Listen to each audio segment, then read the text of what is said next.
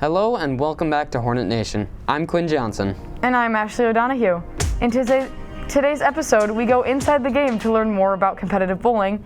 We check back in with a senior taking her athletic career to the next level. And we recap our game of the week. All of this and more on this edition of Hornet Nation.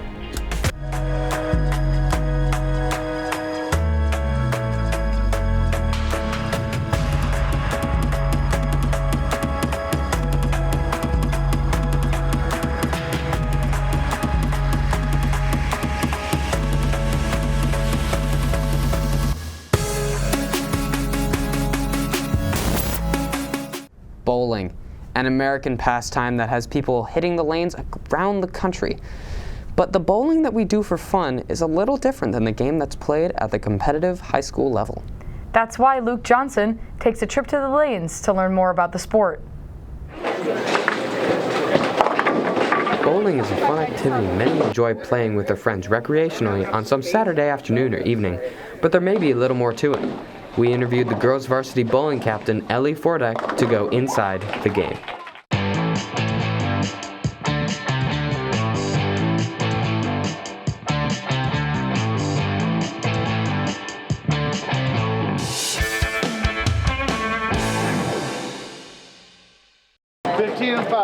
When you go bowling casually, you usually just throw the ball to see how many pins you knock down.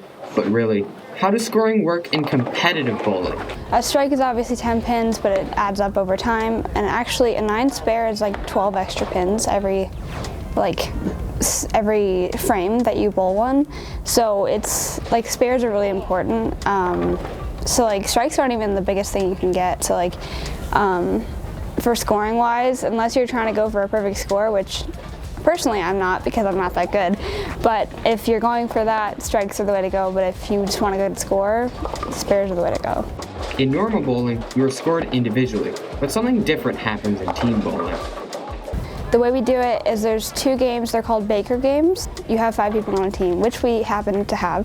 So if you have 5 people on a team, everyone bowls 2 frames in that game. So you're assigned like a number and say like I'm number 5, then I bowl the 5th and the 10th frame. So that's 2 of the games, and then you play 2 individual games. So there's 5 girls, and each girl is, a number again. However, it's your own score. If I'm number 1, I'm going against their girl that's number 1. And so if I get a higher score than she does, I win. I get that point. Reporting for Hornet Nation, I'm Luke Johnson. Back to you in the studio.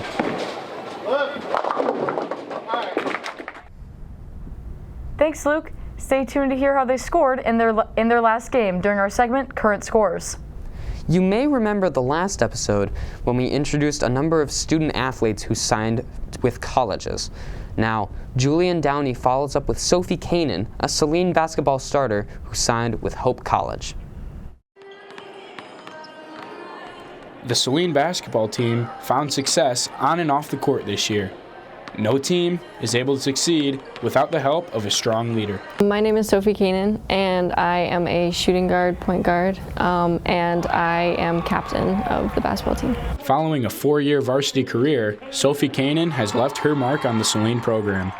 After scoring 41 points, she now holds the 1-game point record. I came in just as a freshman, just wanting to take on a learning role. I was kind of learning from the seniors then and juniors, so I've gotten to play with all of those people for 2-3 years. So I was really lucky to have been put in that position to, one, have a learning role and to also grow my role. So my senior year to being a really, really vocal leader for my team. Canen was not able to do this alone. She looked to Coach Reed. Coach pushes me really hard. I think that she's been one of the biggest people who has believed in me my whole career from my freshman year to now. With her success in the Saline program, Canen is looking to continue her athletic career beyond high school. I'm going to play at Hope. I was really lucky to find a program that had great academics and great athletics at the same time, ones that would actually push me to do better. While excited about her future, Canen often reflects on her time with the team. I'm really, really sad to be leaving them, but I am really glad that I got to build the relationships that I did with them. Congratulations on a successful 4 years in the basketball program. Signing out, I'm Julian Downey. Back to you in the studio.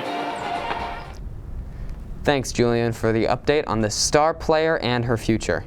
While Hornet Nation took a small break, our athletes have stayed busy, giving us lots of scores to update. Unfortunately, the boys swim and dive meet and their senior night, scheduled for the 17th, was canceled as a result of a snow day. The boys and girls bowling teams faced off against the Chelsea Bulldogs last night. The boys team, unable to catch up with Chelsea's substantial lead, scored 2 to their 28. The girls, also falling short to the Bulldogs, scored 7 to their 23. Girls basketball was unable to sink the Dexter Dreadnoughts, scoring 28 to their 44. This puts the Saline girls basketball record for this season at 15 wins and 4 losses, as they head towards Districts Monday at Huron. The boys, however, had a closer game, losing in a tight battle in overtime to Dexter with a final score of 54 to 59. This sets their season record at 11 wins and 8 losses as the team heads towards districts at Lincoln. Up next, we bring you our Game of the Week. Aiden Burke tells us the story of last week's cheer competition. This past Saturday, the girls' competitive cheer team traveled to Lincoln High School to compete in the District 2 Championship. Going head-to-head with 11 other schools, the team left it all out on the mat. Julia Inge, a competitive cheer senior, talked about the team's approach to districts. It's the top 4 that get out of districts, so that was really our goal. That's been our goal for like the past 4 years, is to get that top, one of those top 4 spots. The girls faced off against some of Michigan's best teams, but this did not stop the Hornets from scoring well in all 3 rounds.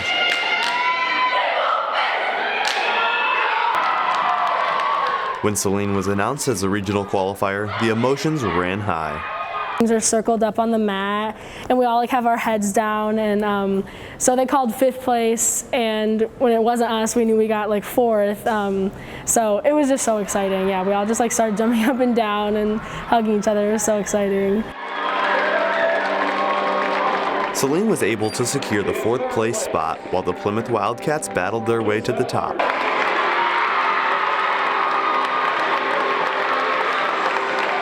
With regionals quickly approaching, the girls have adjusted accordingly. I think we're changing a couple of things in round 3, so a couple of our tumbling skills, just because like we got some feedback, like the judges, they'll give us feedback after competitions on the score sheets.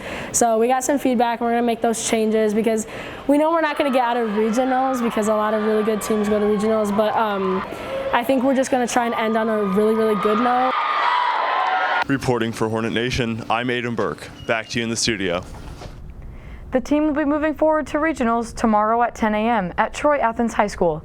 This will be the 2nd time in program history that they have qualified for regionals. Our girls cheer team really showed up and showed out at this meet. So proud of all of you. Well, that's all we have for you this show. Tune in to our winter season recap episode where we wrap up the thrilling winter sports season, which will air on March 16th.